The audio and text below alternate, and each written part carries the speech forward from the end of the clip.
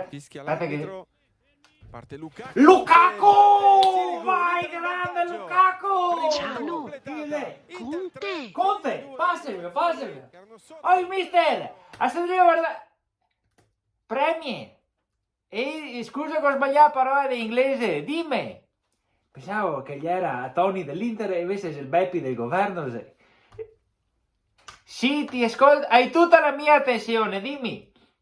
Che c'è Paolo l'occasione per dire che Lukaku sì che è forte, no? Che Riccardi ha fatto bene, che ha fatto bene mandarlo via. Sì che è il seminio che ha... Vara. Aspetta che sentiamo. Dimmi! Ecco, visto la chiamata, ma ieri 2 a notte, tesoro, non te puoi mica trattarmi come un decreto, dimmi. Dove saria? Catanzaro? Sardegna? Ah, Calabria. No, sai che non me ne intendo. Sta attento, aspetta un attimo che sento. Dammi. Ciccia, gatto caro che andiamo un periodo Catanzaro. No? Oce? Ci sono! Disponibile! Senz'altro! A fare cosa? Commissario a sanità.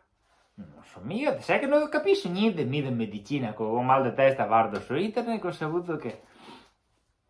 Ho capito che per te non sarebbe un problema, però non so proprio niente, Ho capito che ti piacerebbe tanto, ma non sai che posso venire solo perché mia moglie sta a casa. È un incentivo per carità, ma no, non so laureare in medicina, non so neanche laureare, a dirti il vero. Sono andato al CEPU per finire lì, ho fatto 4 anni, uno 20.000 euro e ho cacciato. Ma non ti serve un laureato in medicina con tutti i problemi che hai in Calabria? Ti serve un laureato in matematica, casomai? No, scusami un attimo. Domanda che se mi riapri. Ma ti pare che in domanda si riversa in piscine perché te devi andare a Aquagym? Andiamo. No, niente.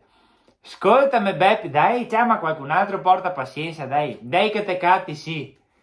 Sì che te catti, dai, ascolta, dai un abbraccio a tutti i calabroni calabresi che nome. Ecco, vedo, non so niente di geografia, ecco, butta via anche 20.000 euro perché il diploma di Amine. Ascolta, dai, se senti... aspetta, finché tengo qua, sta attento, mi raccomando con Nadai.